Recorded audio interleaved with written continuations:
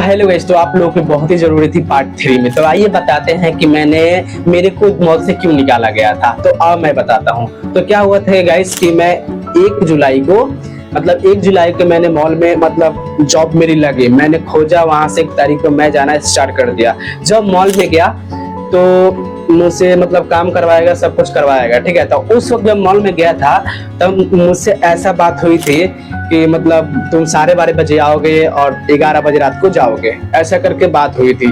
फिर बाद में मैं जॉब पे लगा काम करना स्टार्टिंग किया। जब 10 दिन से ज्यादा काम कर लिया, फिर उसके बाद क्या बोल रहे हैं, नियम लागू कर रहे हैं कि तुम अब आओगे 11:30 बजे संडे और सैटरडे को।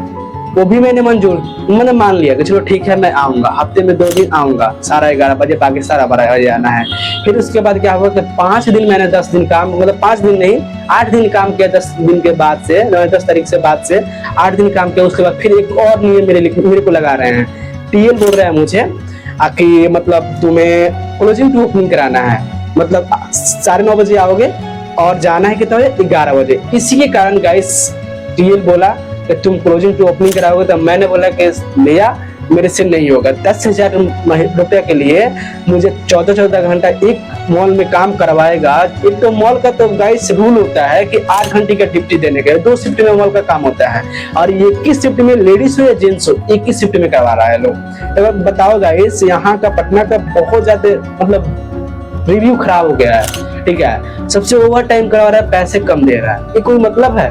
जबकि 8 घंटा का ड्यूटी होता है हर जगह, फिर भी ये लोग करवा रहा है। लेकिन कोई दिक्कत नहीं, करने के लिए भी मैं मंजूर था, उससे कोई दिक्कत नहीं। लेकिन जो टाइमिंग को लेकर था कि शुरू में हमसे 12 बजे बुलाया गया, फिर 11 बजे, फिर बोल रहा है 9:30 बजे क्लोजिंग टू ओपनिंग। और मंथ कितना सैलरी नहीं बढ़ेगा, बस टाइम तुम्हारा घटते जाएगा, सैलरी 10,000 रहेगा, इससे ज्यादा कुछ नहीं।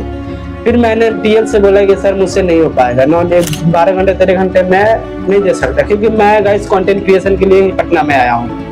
मैं पार्ट टाइम भी जॉब खोज रहा था लेकिन नहीं मिला, जिसकी वजह से मुझे मॉल में लगना पड़ा। जब मॉल में लग गया तो वो भी लोग टॉर्चर करने लगे। और लेडीज सेक्शन जो होता है, पूरा लेडीज डिपार्ट होता है, मैं उसमें जेंट्स में अकेले था रिकवरी करने में, उतना बड़ा मॉल में, ठीक है, स्टाइल बाजार में। तो बाकी सब लड़कियां थी, तो लड़कियां 9:30 से आती थी, 8 बजे चली जाती थी।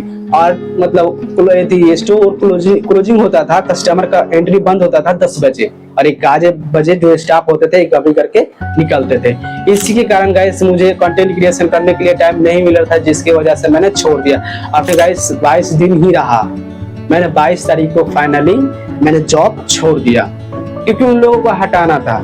क्योंकि ये इन लोगों में ये कमी है ना कि हाँ 15 दिन काम करवाएगा लोग, 20 दिन किसी स्टाफ से काम करवाएगा लोग, और प्लस 1 महीने का सैलरी रहता है कंपनी से, दूसरा क्या करेगा? यही सब ना करता है, पैसा मारता है लोग, दूसरा क्या कर सकता है? तो कोई दिक्कत नहीं भाई, हमारा क्या है, हम 22 दिन पंचिंग किया है, 22 दिन का पैसा दे, बस उससे क्या करना है। तुम 12 घंटा काम कराओ किसी से, चाहे 10 घंटा काम कराओ, चाहे 20 घंटा काम कराओ, मुझे कोई लेना देना नहीं, ठीक है। मैं कंटेंट क्रिएशन के लिए आया था, मुझे कंटेंट क्रिएशन करना है। कंटेंट क्रिएशन के बीच में कोई दूसरा तीसरा आया तो भाई मैं उसको छोड़ सकता हूँ, चाहे वो कितना भी रुपया क्यों ना दे। ये मेरा गोल है, मुझे करना है तो करना है। तो गाइस मिलते हैं पार्ट 4 में, कुछ नया लेकर आऊंगा।